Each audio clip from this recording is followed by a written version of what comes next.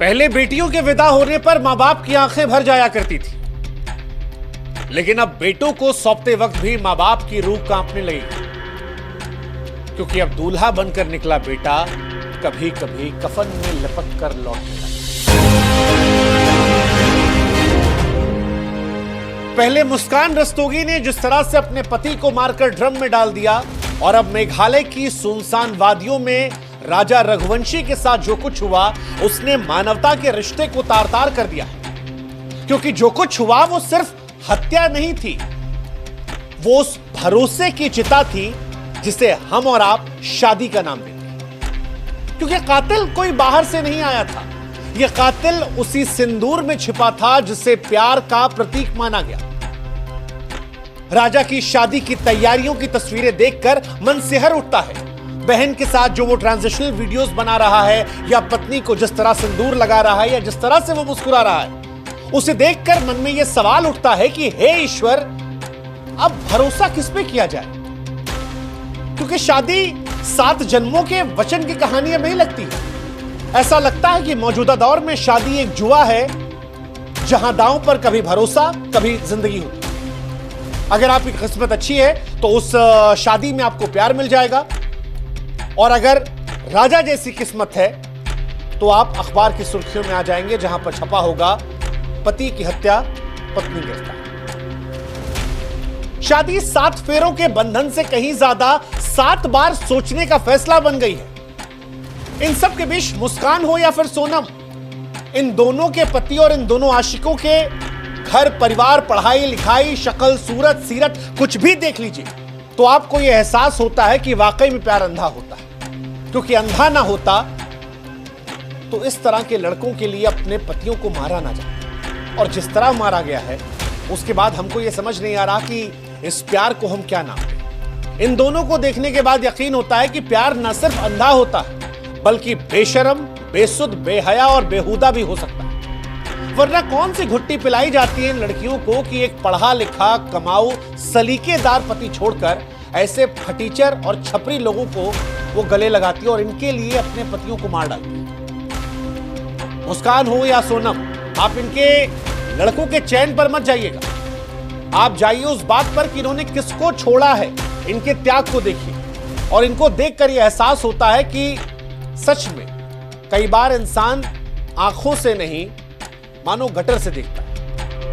मैं अभी भी समझ नहीं पा रहा हूं, इनके पतियों की शक्ल से, इनके पतियों के खानदान से, इनके पतियों के रुतबे से, उनके परिवार से, उनकी नौकरियों से जब इनके आशिकों की मैं तुलना करता हूं तो मुझे समझ नहीं आ रहा। जिनको ये छोड़कर गई उनके चेहरे में गरिमा थी, उनके घर में शांति थी, अच्छे परिवार से थे, अच्छे कमाने वाले लोग थे। वो शायद जो अपनी बीवी के साथ पूरी जिंदगी खुशी खुशी रहते, और जिनके पास ये गई हैं वो एक नंबर के नशेड़ी और छपरी वाले लड़के।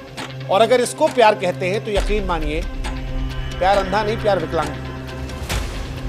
ये गुनाह जैसा है। और अगर ये प्यार माना जा रहा है तो हमें ऐसा लगता है कि ये प्यार बीमारी है, और यही बीमारी जो है वो सोनम को लगी थी जब उसकी शादी। 11 मई साल 2025 इंदौर, राजा रघुवंशी अपनी दुल्हन सोनम के साथ 7 फेरे ले रहा था। ढोल नगाड़े बज रहे थे, आंखों में सपने थे, लेकिन शायद ही कोई ये जानता था कि ये फेरे प्यार के नहीं बल्कि मौत के। जिसे वो सिंदूर समझ रहा था वो असल में उसकी मौत का तिलक था। जिसे वो प्यार समझ रहा था वो धोखे की सबसे खतरनाक शक्ल थी।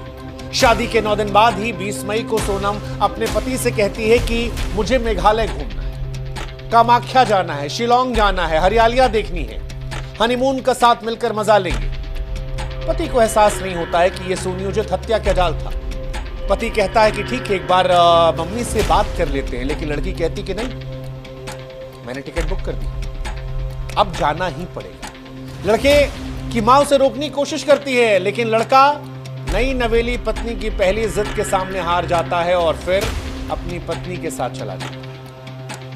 हैरानी इस बात की कि टिकट सिर्फ एक तरफ हुई थी। 22 मई को दोनों मेघालय पहुंचते हैं। वहां पर वादियों में सीढ़ियों पर ट्रैक करते हैं, किराए का स्कूटर लेते हैं, सब कुछ परफेक्ट हनीमून की तरह होता है। फिर 23 मई एक सुबह बहू अपनी सास को कॉल करती है कि जंगल में खाना नहीं मिल रहा, रास्ता बड़ा मुश्किल है। पति ट्रैकिंग की जिद कर रहा था, वो थकान का नाटक करती और फिर फोन ऑफ हो जाता। इसके बाद 2 तारीख को राजा की लाश मिलती। सिर पर धारदार हथियार के निशान होते हैं, गहने गायब होते हैं, पास में सोनम की जैकेट होती है और किसी को कुछ समझ नहीं आता। हर कोई इस कपल के लिए आंसू बहाता है। हर कोई ये सोचता है कि यार एक नया नवेला जोड़ा यहां से मेघालय गया था, क्या हो गया, क्यों हो गया। लोग लापरवाही का जिक्र कर रहे थे, बीवी के साथ किसी अनहोनी का जिक्र कर रहे थे, लेकिन इन सारी चीजों से पर्दा 9 तारीख को हटता है जब गाजीपुर के एक ढाबे से ये लड़की प्रकट होती है और पुलिस के सामने सरेंडर कर देती है। और यहीं से सारे सवाल खड़े होते हैं क्योंकि पुलिस ये कहती है कि ये सरेंडर एक नाटक था,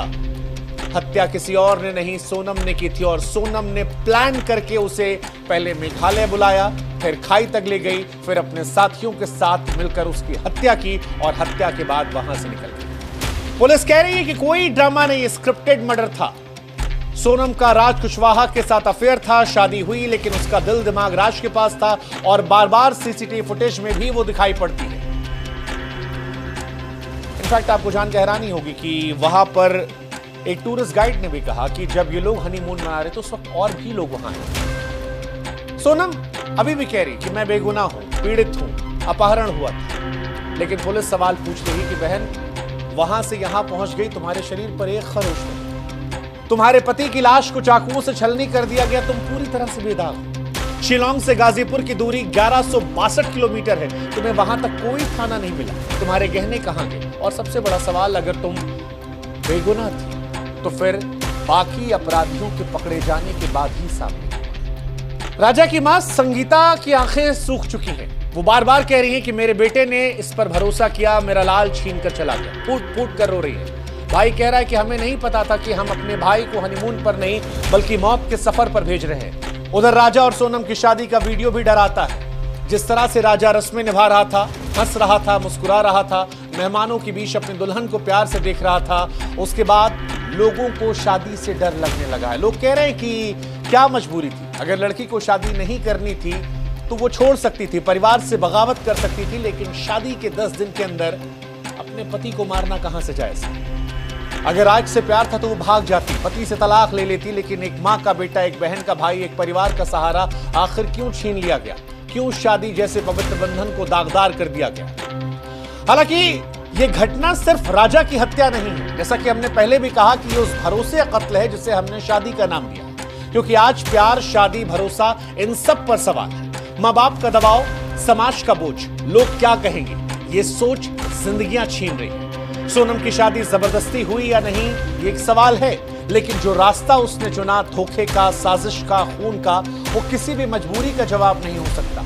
अगर उसे अपनी पसंद बताने की हिम्मत दी गई होती, अगर समाज में खुलकर बोलने का मौका दिया गया होता। ये बातें चल रही हैं, लेकिन इन सारे बातों से ऊपर उठकर सवाल आज भी वही है कि किसी के कत्ल को आप जायज नहीं ठहरा सकते। बेटियों को अपने पसंद की आजादी चुनने की बात चल रही है, लेकिन लड़कों से भी अब यह कहा जा रहा है कि शादी से पहले बैकग्राउंड चेक करवाएं, चरित्र परख जाएं, क्योंकि आज सिंदूर से ज्यादा भरोसा एफआईआर की कॉपी पर हो रहा है।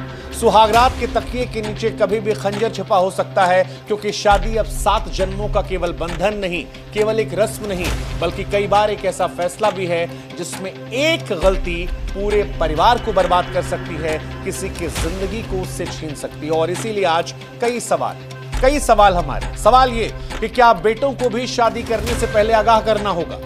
क्या प्यार अब प्रेम नहीं बल्कि बारूद का मुखौटा है? क्या ये घटना एक अपवाद मान लें, या इससे पहले मुस्कान और साहिल की वो कहानी जिसमें एक पति को ड्रम में पैक कर दिया गया था, उस कहानी से अभी भी हम निकले नहीं है। मेरठ की वो घटना आज भी डराती है कि कैसे काम पर गया कोई पति जब वापस लौटता है तो एक रात पहले वो अपने परिवार के साथ जश्न मनाता है, नाचता है, गाता है, और उसके बाद उसे मारकर ड्रम में पैक कर दिया जाता है।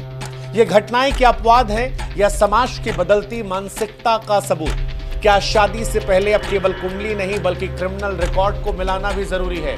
और सवाल समाज से भी कि लोग क्या कहेंगे सोच ने क्या रिश्तों को साजिश का गठबंधन बना दिया है? ये सवाल बड़े महत्वपूर्ण हैं, क्योंकि राजा रघुवंशी अब इस दुनिया में नहीं है। उसका दर्द हर उस माँ बाप का डर बन गया है जो बेटी की शादी करते वक्त सोचते हैं कि उसका घर बस जाएगा। शादी जो जिंदगी की एक नई शुरुआत मानी जा रही थी, क्या मौत की नई राह मानी जाएगी? कौन जाने वो घर कब नहीं लौटेगा, कौन जाने कब शादी के नाम पर किसी कब्र तैयार की जा रही हो। शायद इस तरह की कहानियां शादी मुबारक सुनने को भी डराना महसूस कर देंगी। सवाल ये भी कहेंगे बधाई विदाई का सबब तो नहीं बन जाएगी। सोनम सलाखों के पीछे है, लेकिन राजा की जिंदगी अब नहीं लौटेगी। और ये कहानी एक हत्या की नहीं, उस भरोसे की है जो चंद दिनों में चकनाचूर हो जाती है। राजा प्यार की तलाश मेघालय की वादियों तक गया था, एक कफन में लिपट कर लौटा।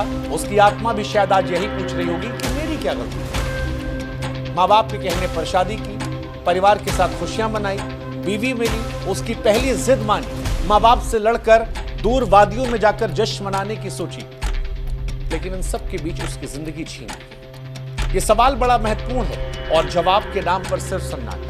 ये सन्नाटा अब समाज को तोड़ना पड़ेगा, नहीं तो न जाने कितने राजा अपने दुल्हन के हाथों मातम बनते जाएंगे। ये सवाल बड़ा महत्वपूर्ण है कि क्या बेटियों के साथ अब बेटों को लेकर भी माँ बाप को डरना पड़ेगा। ये सवाल डराता है। सवाल ये भी डराता है कि मुस्कान के साहिल और इस घटना में सोनम के राज कैसे औरतों को बहका ले जाते हैं, क्योंकि औरतों को लेकर एक मानसिकता ये भी है कि वो अपने माँ बाप के सामने खुलकर बात नहीं रख पाती। वो हमेशा निर्भर रहती है। पहले माँ बाप उन्हें भावनात्मक तौर पर मजबूर कर देते हैं और उसके बाद जब शादी हो जाती है तो अपने आशिकों के सामने वो भावनात्मक तौर पर मजबूर हो जाती है। लेकिन क्या ये मजबूरी इतनी बड़ी है कि 7 जन्मों के रिश्तों को 7 दिनों में तोड़ दिया जाए, किसी को ड्रम में दफन कर दिया जाए, किसी को पहाड़ियों पर काट कर पॉलिथीन में पैक कर दिया जाए? ये सवाल बड़ा महत्वपूर्ण है। ये सवाल क्या आपको डराता है? इस सवाल का जवाब आप भी हमें कमेंट सेक्शन में